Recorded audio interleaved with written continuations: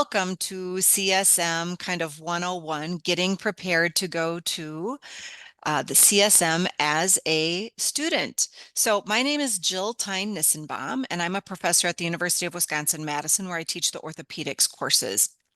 And with me tonight, I have Alex Shaw, who's a third year DPT student from the UW-Madison who attended CSM last year and is also attending this year. So Alex, do you want to give a little shout out and say hey and anything exciting that they should know about you? Hey everyone, I'm Alex. Like Dr. Jill said, I go to UW-Madison. I'm one of her students graduating in May and looking forward to CSM again this year. It's a lot of fun. Thanks, Alex. So what I think we'll do tonight is we'll go through these slides and Alex, I might say, do you have any comments here, thoughts here? What's your student perspective? Because the people on this talk want to hear from students, not so much from me. So Tara, with that, if you can move our slides forward, that'd be great. So one of the first things you should think about with traveling, and many of you are probably very seasoned travelers, but always travel in groups and share your Ubers, things like that. When you go in and out of your hotel room, just make sure that the door closes behind you and it's locked. And just kind of always have your head on a swivel and be a little bit aware of your surroundings. One of the things I encouraged my students to do is to bring a mostly empty backpack to the conference because you have a tendency to leave with a lot of swag. And I'll let Alex talk about that in just a minute. And leave some room in your suitcase for things on the way home. So when you're packing, when you're thinking about your clothes, pack very simply and kind of mix and match your clothes. And I think it's really good to dress in layers because one room in the convention center will be hot and the room right next door will be cold. So, Alex, did you pick up a lot of things in the exhibition hall when you were attending CSM? I personally didn't pick up quite as much as some of my classmates who left with very full backpacks of stuff, Okay. but you certainly can fill a backpack with a bunch of stuff that you get there. If you win things, they'll have certain stands where you can enter drawings for last year. There was like Hokas that you could win. They would do it like every like twice a day. You could win Hokas, you could win massage guns, stuff like that. So you want to have a spot to be able to put that if you enter a drawing and win. Okay. Thank you for that. Next slide, please, Tara. So this is a common question we get is how should I dress for CSM? And I think to wear a school-based shirt is very appropriate that has a collar on it. Or we say clinic dress. So, casual, comfortable pants, a sweater, things like that is completely fine. You'll have a badge that you will receive and you should wear it while you're at the conference, in the convention center or in the exhibition hall. You'll need to have that on. I encourage my students to, if you're off campus, like you're somewhere in Boston, going out to dinner or something, you might want to take your badge off. You might look like an easy target for someone knowing that you're an out of towner, but always keep your badge with you. So always keep it in your backpack so you have it with you at all times. And again, dress in layers and wear comfortable shoes. This is not the time to wear those brand new shoes that you've been saving that are not broken in. So wear comfortable shoes. And if that means tennis shoes for you, that is perfectly acceptable. Um, and I tell students to bring Band-Aids for blisters, and I'm not kidding. So bring some Band-Aids and also bring snacks. So when you go to the convention center, there's food there, there's options for it, but sometimes the lines are long and it can be expensive. So I always tell students to bring a lot of snacks, food, and water in your backpack. I think those things are helpful, similar to probably what you do if you're going to go to school and listen to a lecture. So Alex, did you pack up things like that when you went programming? Yeah, we always our entire group had PB&J's, granola bars, and bananas with us. So that was our like food for the conference if we needed to have something, just because the lines get long and you don't always want to spend the money for convention center food. But Right. I will say wearing comfortable shoes is probably the number one thing on this slide. Exactly. We are physical therapists or physical therapy students or physical therapist assistants or PTA students. And so we know that comfort is very important. Nobody's here to look at your cute shoes. They want to make sure you're comfortable. You will put in a lot of miles. All right, next slide, Tara.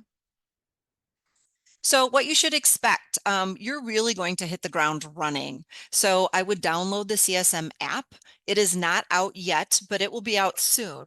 I did put at the end of this talk, there's a link to what will be basically on the app on the APTA website. So that's in this talk. So we can look at that a little bit, but it's really nice. You can search by day, you can search by section or academy, you can search by presenter name. So perhaps you read an article by someone and you know they're going to be at CSM and you'd like to hear them present. You can search by their name. I would plan out your days in advance. You don't have to do it now, but starting to get the ball rolling a little bit.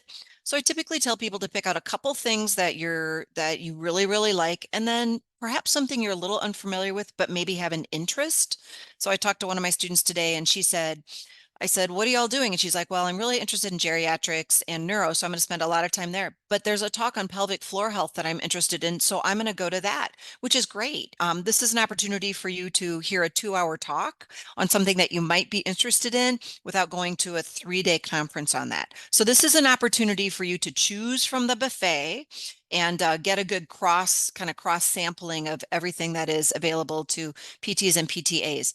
And the other thing I'd like to point out is that there are going to be on-demand sessions. So if you're thinking there's 2 sessions that are competing at the same time and you're trying to decide which one to go to, if one is not being recorded, in other words, it's not an on-demand session, go to that one because you will have access to the on-demand sessions after CSM.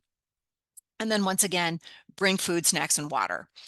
Alex, do you want to talk about of the 3 kind of educational sessions? Did you go to 3 a day or did you go to 2 a day? And the other thing that some students have asked is, how long are the lines to get into the rooms? And should I be there ahead of the ed session to get into the room? So do you have any comments on that? I would definitely plan it out ahead, and you definitely don't need to go to 3 a day. The first 2 days I went to 3. The last day I took the last session off just because it's a lot going on. There's a lot of kind of brain power going on with this. It ends up Yes. being a pretty long weekend. Um, Yes. so don't be afraid to take a short break. If there's nothing that interests you during a time slot, go and explore Boston, explore the exhibition hall during that time. There's so much more that you can look at this conference than just going to the educational sessions. But if you're going to an educational session, I would say to get there a little early, especially if you think it's going to be one that's pretty popular or you've heard is very popular, because those will tend to fill up a little faster than most. This will also help, as you kind of see in the conference center, is if there's a smaller room that is hosting a spot and you see it's in that room, try and get there a little earlier because that will fill up a lot faster. So you can kind of get your spot, sit down, get settled, and you don't have to be trickling in as the presenters are starting. Yeah, that's a great point. You can always get to the room a little early and eat your peanut butter and jelly sandwich. Next slide, please. Exactly. Next slide, please, Tara. So, and again, don't be hesitant to go to the programming. Regardless of your educational level, you will understand some, most, or depending on your level, perhaps almost all of the content. So this is time to stick your toe in with content that's new or has your interest. And you may find that, oh my gosh, this is my jam and I love it. If you get to a session and it's not your jam and you're like, oh, no, this is not what I was thinking it was, or I thought I had an interest in this, but I don't sit there for 2 hours. It's perfectly fine to get up and leave. And what you'll find is when speakers transition, so in between speakers, if there's 4 speakers, for example, at the Q&A, when they're transitioning speakers, you'll see a lot of people get up and leave, and you can do that. So certainly don't think that, oh my gosh, I'm stuck in this room for 2 hours if it is something that you thought was going to be different than originally in your brain and you don't have an interest in it. The other thing I always tell people is if you want to meet the speaker, which is completely fine, go up and introduce yourself. But just remember that the room may be getting used for something else relatively quickly. And so you kind of want to be brief, make that connection, and either take your conversation outside into the hallway, exchange business cards, something like that with your speaker. So you don't want to monopolize their time necessarily. But I definitely think if you want to make a connection with the speaker, this is a great time to do it. So Tara, if you can put up my next slide for me. I am a huge Princess Bride fan, which my poor students know about. And so you've heard the saying probably if you've watched Princess Bride, hello, my name is Inigo Montoya. You killed my father. Prepare to die.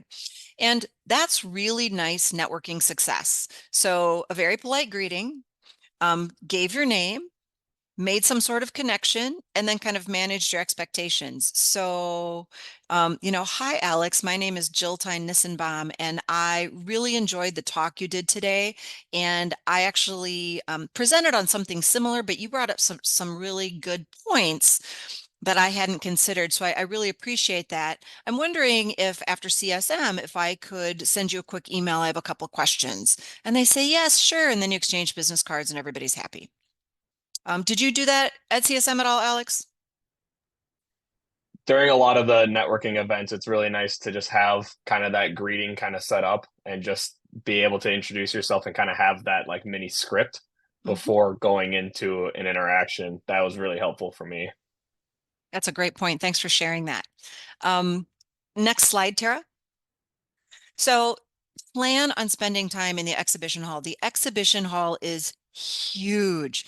And as Alex alluded to, this is really a gold mine of just running into people and introducing yourself and doing some networking, mingling around and looking at all the different products, going to the different booths and seeing what the latest products they have available. And then academies and sections also have booths there. So the Orthopedic Academy will have a booth there. All the academies and sections have booths there. So if you have questions about the Orthopedic Academy, anything they're doing, anything like that, who to contact, you can swing by the booth and there will be somebody there to answer that question for you.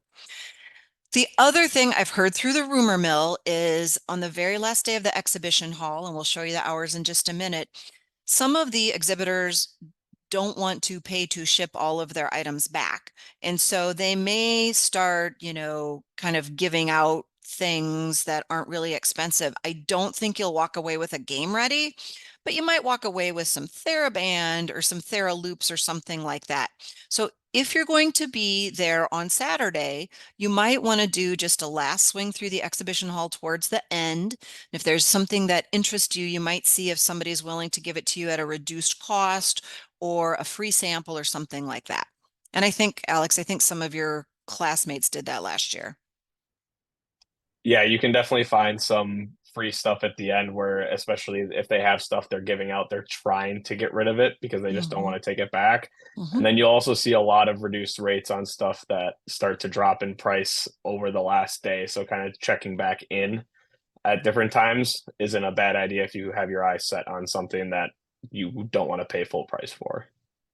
Yeah, that's a great idea. Thanks, Alex. That's a good point. That's why you need all that room in your backpack and your suitcase. Next slide, Tara. So here's the exhibit hall schedule. So you can see it's open very long periods of time, but each day has what we call unopposed hours. And that means that those are times where there is no programming. So you can see the educational sessions are listed from 8 to 10, 11 to 1, and 3 to 5.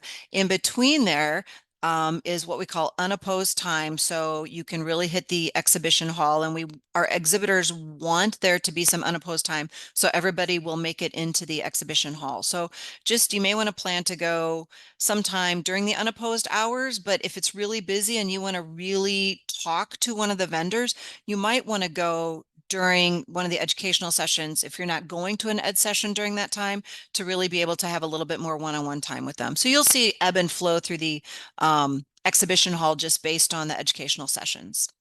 Next slide. So this is something I think, Alex, you told me, if I remember right, that this was the highlight of CSM for you last year. So we did this for the first time at CSM in San Diego, and it's happening again this year. And although it is kind of coordinated by the American Academy of Sports Physical Therapy, this is an all-inclusive event or an activity. So they bring in a sport court, which is like half of a basketball court, complete with a basketball hoop and all sorts of adaptive devices that you're able to try out. So if you've never played wheelchair basketball and you want to give it a go, now is your chance. If you want to try different types of crutches that they use to play basketball, now is your chance. They bring in other sporting equipment. And last year we had some adaptive athletes. I think semi-professional and professional athletes come throughout the day, and you were able to observe them with their adaptive equipment in their racing chairs, things like that. So they need help because there are balls getting thrown all over the place, and they need help with shagging balls and answering questions, things like that. Don't be afraid if you're like, oh my gosh, I don't know what the answer to the question would be. There will always be somebody from the adaptive special interest group from the sports academy there to kind of spearhead any questions. But this is a great way to get involved. And I just talked to Jen, the person who's coordinating this, and they still need people. So please, please, please consider signing up here and volunteering a little bit of time at the sports court, which is in the exhibition hall. And Alex, I think you did this last year. I believe I have pictures of you from last year. Yeah, this was certainly one of the best things that you could do during the unopposed time at the exhibition hall.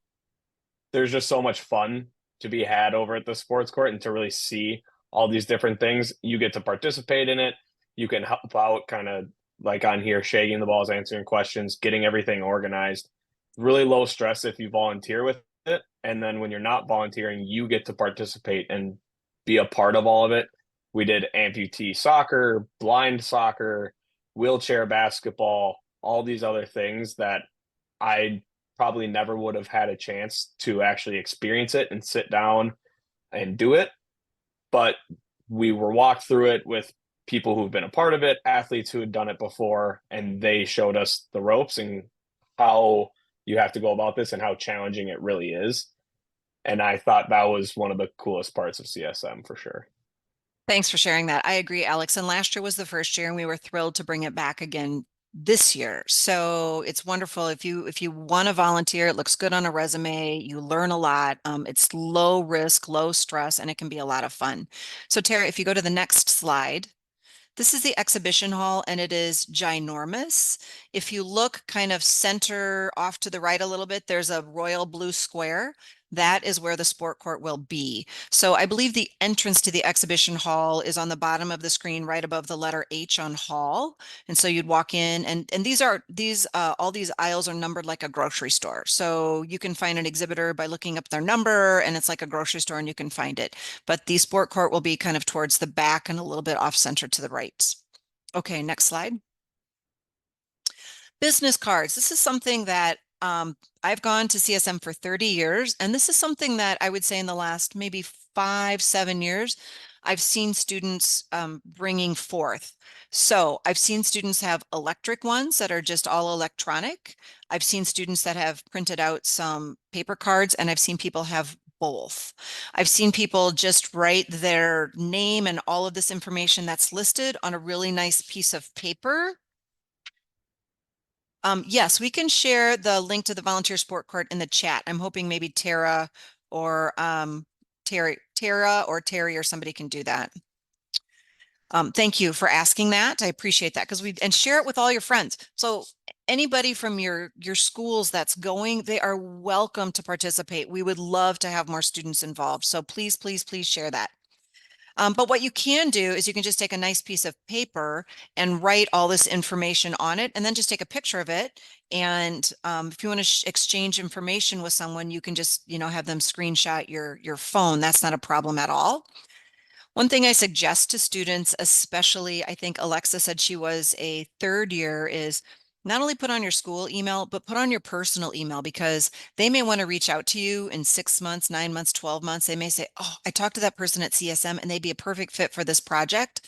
And then if you only have your school email and you're beyond school, they won't know how to find you. So I typically tell people to put your school email, a personal email, for sure, your cell phone. We've had people design them with QR codes that send them to a link with their resume and things like that.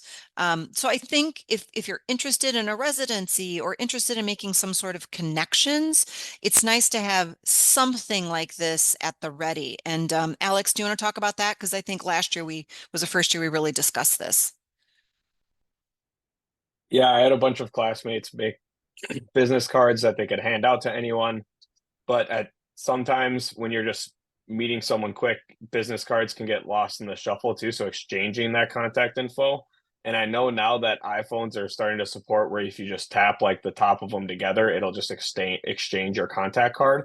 So having that up to date with all that same info that Dr. Joe was talking about will really help you just be quick and concise with exchanging information, because that can just be a thing where you're talking to a presenter after, or you find someone who's working on a project that you want to work on, and just being able to have that quick connection and then quick exchange of info is really nice, just like handing a business card, but it's all right there.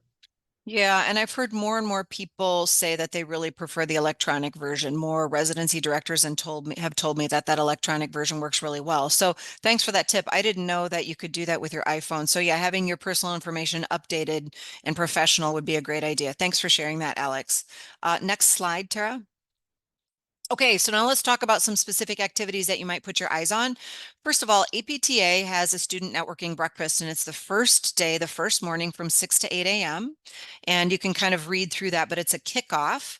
I'm not sure of the room location yet, but it will come up on the app and you'll be able to look at it that way. There's not a ticket required. It is first come, first served, and capacity will be limited. So if you're looking for a free breakfast on Thursday morning, I would probably get there fairly early because these things have a tendency to fill up fairly quickly. So this is open to all students that are attending APTA or yeah, attending CSM. Next slide. So some specific things to this academy. First of all, this academy is celebrating their 50th anniversary of existence. So it's a big deal. And there are a couple things. And again, as long as you're registered, these do not require a cost. So Friday from 11 to 1, it's the AOPT 50 years in the road traveled and where to next for the Academy of Orthopedic Physical Therapy. So you're welcome to attend that.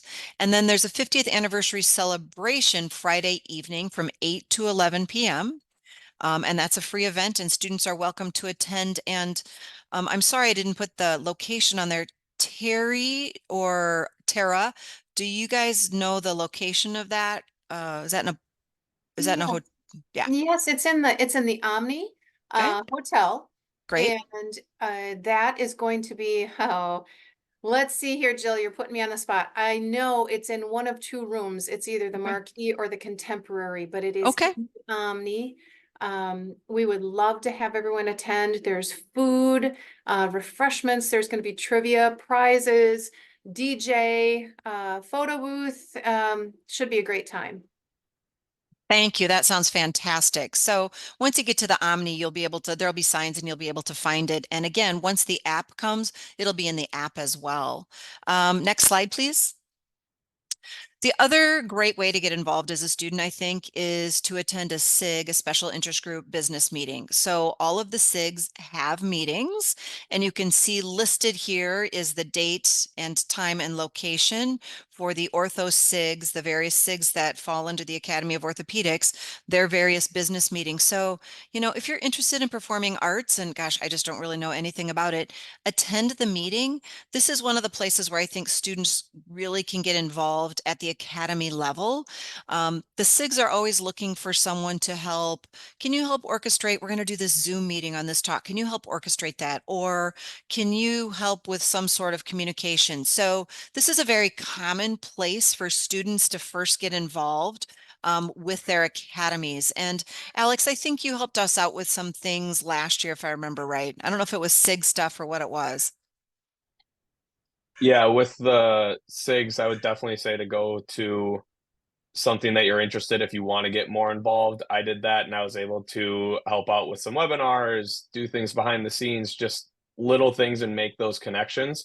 And it's also nice where if you've made some connections and you've reached out to these SIG leaders and have helped them with stuff, you can now put a face to the name. And that's really helpful as well for me personally, because I'm a big face-to-face person, but also for them to know who they've been working with.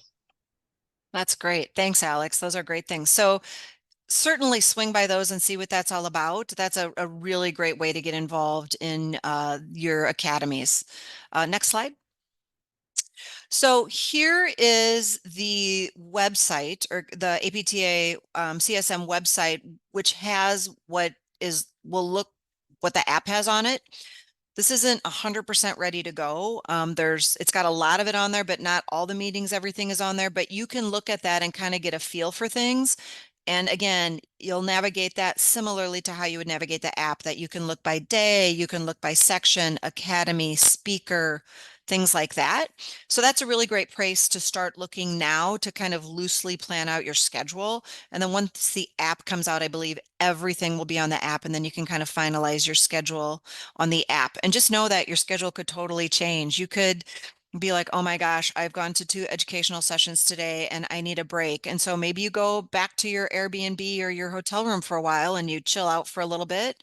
Maybe you go out to dinner in Boston and then you come back and join the AOPT 50th anniversary celebration. So there's so much to do. You could fill your day from 6 a.m. to midnight. Just make sure you schedule some mental breaks for you. You get out, you enjoy the city of Boston, enjoy new friends, things like that. Alex, did you guys have an opportunity to do some of that when you were at CSM last year? We were in San Diego. I think the weather was nice, if I remember right. Yeah, there was definitely time to get out and explore the city a little bit. One of the days wasn't as nice out, so there was less exploring. I didn't plan as much of that break time in my schedule as I wish I had. So I would definitely manage that and make sure you're planning that into your schedule of actually exploring the city, getting that break time. It's just like if you were to go to class for an entire day, if you fill it up all the way from 6 a.m. to 10 p.m., you're going to be really tired after that, and there's not going to be a lot of brain power left. So make sure to schedule some time to go get dinner or lunch with friends, kind of see what's going on in the city, and find other things to do as well.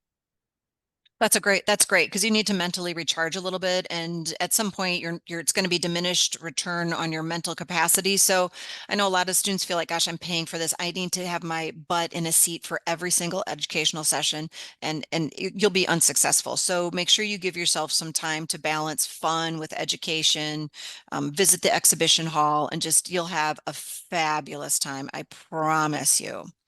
I think that was the last slide, if I'm right, Tara. Oh, no, here we go. Share your CSM journey with the social media team. So they're looking for 3 students who are attending CSM. You can contact Tara. She's on the Zoom tonight in creating some fun and memorable content. So this is a fabulous way to get involved.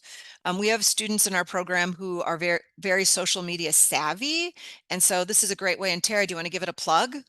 Sure. And we actually have 2 students that have reached out already, but we're okay to have more than 3. So if you're interested, please let me know what we're looking for. We're working with Jimmy McKay. Some of you may have heard of him. He is actually helping us out with some of our communications initiatives, and he gave us a really great idea. He wanted to know if we would reach out and find some students that would actually record something like a day in my life of CSM. So we're not necessarily looking for students to interview others. We're actually looking for students to say, okay, I'm up, I'm ready, I'm heading to breakfast, and kind of just do a self-recording, you know, on and off, of course, Mhm. but we're going to use that, that kind of video going forward to help students and those individuals who are new to CSM, just what Jill is saying, navigate through and get the most of the conference. So please reach out if you're interested, and I'll talk to you about it a little bit more. What a fun opportunity. I Mhm. think that would be fantastic. And it's so much more valuable coming from students than to see what they experienced in the previous year. So that's awesome. I'm so glad you're doing that. Thank you, Tara. And Sure. then is that the last slide? That is it. Of questions. Great. So what questions do all of you have regarding this? Would it be considered inappropriate to take notes on an iPad during the sessions? Haley, absolutely not. You are more than fine to take notes. And as a matter of fact, that's a question that some students have asked in the past is, should I bring my laptop? Should I bring my iPad? What should I do? So first of all, what I will tell you, Haley, is that it's not inappropriate at all. There are actually people who will stand up in the middle of the talk to take a picture of the PowerPoint slide. And frankly, all the speakers are used to that, and that is okay as well. So no, this is your conference. You're here to learn. So I don't think any speaker is going to be in any way, shape, or form offended if you take notes, if you whip out your laptop, or if you take pictures of the actual slide that's up. That happens. So no, you're A-okay on that, and I appreciate you asking that question. What other questions do people have?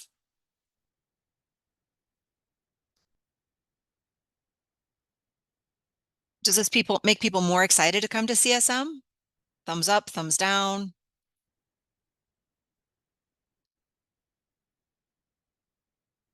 Great. Great, Karen. I mean, I'm glad you're excited. It is such a fun experience. And so I have gone to 30 of the last 31 CSMs. I only missed one. And that was like the worst year of my life that I missed CSM, because it's just so much fun to reconnect with friends and colleagues and peers and come back with the latest information, and it just kind of recharges you. So I think you'll have a great time. So I'm glad you're all interested. Certainly feel free to share any of this information with your classmates. Share the link to the sport court, spread it out. We need people. So that would be a fantastic thing. Um, Alex, can you think of anything that we didn't talk about that from a student perspective would be really good for the individuals who are on the call to hear? I can't think of anything that we didn't go through during the presentation, but just make sure to have fun during all of this. It's not Yes. just an educational thing. It's supposed to be fun and you're supposed to connect with a lot of people. So make the most of your time, but make sure it's fun when you're Oh doing it. yeah. Yeah. You guys will have a great time. So it'll be a wonderful experience. So just travel in groups, stick your toe into things, try new things, connect, communicate, shake hands. If you see Roger Herr, Susan Appling walking through that's okay, Karen, thanks, not a problem. If you see him walking through the exhibition hall, walk up and introduce yourself. I did. Just go up and introduce yourself. It's okay. They're thrilled to meet you. So don't hesitate to do anything like that. So we're all together in this experience.